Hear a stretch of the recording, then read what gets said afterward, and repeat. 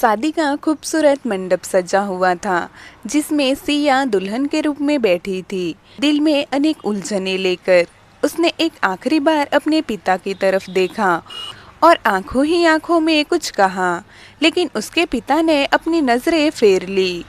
सिया के पास अब कोई रास्ता नहीं था आरव से शादी करने के अलावा। शादी की शहनाइयां गूंज रही थी, पर सिया के दिल में खामोशी थी। उसके चेहरे पे मुस्कान थी, लेकिन आंखें कुछ और ही कह रही थी। उसने आरव राठौड़ से शादी कर ली थी, एक ऐसा रिश्ता जो उसने अपनी मर्जी से नहीं चुना था। आरव शहर का नामी बिजनेसमैन, अपने अंदाज में सख्त था, मगर उसमें एक ठंडापन भी था जो सिया को और भी दूर धकेलता। सिया ने शादी से पहले बहुत मिन्नतें की थी अपने पापा से, प्लीज़ पापा मुझे आरव से शादी नहीं करनी। पर उसके पापा ने सिर्फ इतना कहा था, कुछ बातें वक्त आने पर समझ आएगी सिया। लेकिन कौन सी बातें, ये सिया समझ नहीं पाई। अपने पिता की तबीयत की वजह से वो कुछ और ना कर सकी, लेकिन उसने हर कोशिश कर ली थी शादी रोकने की, लेकिन उसके पापा नहीं माने और उसकी शादी आरव से करवा दी। शादी के बाद वो दोनों अजनबियों की तरह रहने लगे। आरव हमेशा अपने काम में व्यस्त रहता था, लेकिन वो कभी कभार सिया से बात करने की कोशिश करता, जबकि सिया की तरफ से कोई पहल नहीं होती। शादी के बाद भी सिया ने आरव से कभी अपनापन महसूस नहीं किया।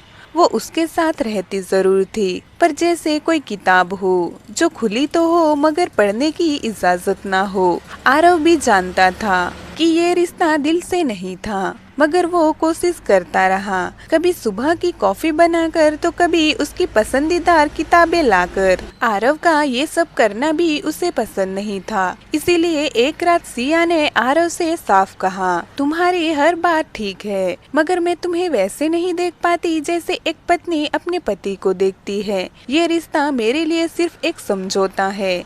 सिया की बात से आरव को बुरा लगा, लेकिन आरव ने बस इतना कहा, समझौते भी कभी कभी रिश्तों में बदल जाते हैं, वक्त दो उसे। आरव की ये बात सिया को बेवकूफ़ी भरी लगती। ऐसे ही समय बीत गया। एक दिन आरव ऑफिस जाने के लिए रेडी हो रहा था, तब उसे सिया के सामान में से एक पुराना फोटो मिला, जिसमें सिया को देखा। वो एक लड़के के साथ खड़ी थी। वो उस लड़के के काफी नजदीक लग रही थी, और जहाँ तक आरव को पता था वो सिया का कोई भाई भी नहीं था। आरव की आंखों में बहुत कुछ सवाल थे। आरव ने सिया से कुछ नहीं कहा, लेकिन अब शक का बीज बो चुका था। एक दिन आरव ने सिया की बात सुनी। सिया अपनी माँ से फोन पर बात कर रही थी। माँ, अब कब तक ये राज छुपा रहेगा? मैं कब तक झूठ बोलती रहूं आरव से? आरव ये सुन हैरान हो जाता है। सिया किस बारे में बात कर रही थी, जिसके बारे में उसकी माँ भी जानती है। आरव के मन में कई तरह के सवाल उठने लगे थे। कुछ हफ्तों बाद सिया अपने मायके जाने को निकली, तो आरव भी सच जानने उसके पीछे पीछे पहुंच गया। वो जानना चाहता था कि सिया क्या छुपा रही है और उसके दिल में क्या है। आरव ने देखा सिया अपने घर ना जाकर एक पार्क में गई, जहां वो फोटो वाला लड़का उसका इंतजार कर रहा था। ये देख आरव को बुरा लगा कि सिया उसे झूठ बोलकर घर से निकली है, और उनकी बात सुनकर आरव को अपने अंदर कुछ टूटता हुआ सा महसूस हुआ। वहां उसने सुना सिया और उस लड़के की बात। सिया ने कहा, अंशुमान, तुम मेरे पहले प्यार थे, लेकिन जब तुम जेल चले गए ड्रग केस में और पापा को जब ये पता चला तो उन्हें हार्ट अटैक आया, तब मुझे मजबूरी में ये शादी करनी पड़ी। उन्होंने कहा था अगर मैंने शादी नहीं की तो वो अपना इलाज नहीं करवाएंगे। उस लड़के का नाम अंशुमान था। अंशुमान ने कहा, पर अब तो मैं बेकसूर साबित हो चुका हूँ। वो सिर्फ एक गलत फहमी थी, मैं तो तुम्हारे लिए लड़ भी नहीं सका, उसने अफसोस करते हुए बताया। उनकी बातें अब आरव को चोट पहुंचा रही थी। वो बिना वक्त गवाए उन दोनों के पास पहुंचा, मगर उसने कोई गुस्सा नहीं दिखाया। उसने सिर्फ इतना कहा, सिया, मैं तुम्हारी मजबूरी समझ सकता हूँ, पर अब सवाल ये है कि तुम क्या चाहती हो।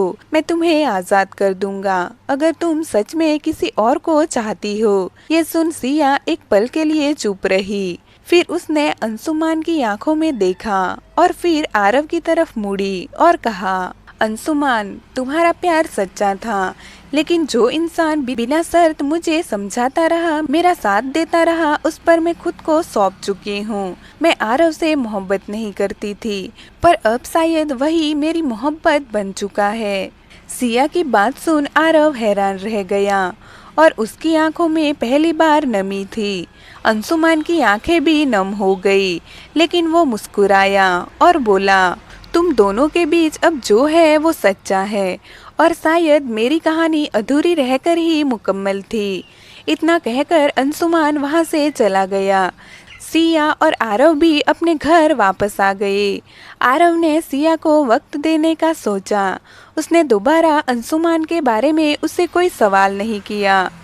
कभी कभी कुछ रिश्ते मजबूरी में शुरू होते हैं, मगर जब उनमें भरोसा और समझदारी घुल जाए तो वो कहानी नहीं, किस्मत बन जाते हैं। कहानी सुनने के लिए धन्यवाद। आपको ये कहानी कैसी लगी कमेंट में ज़रूर बताना और ऐसी ही कहानियाँ सुनने के लिए हमारे चैनल को सब्सक्राइब करें।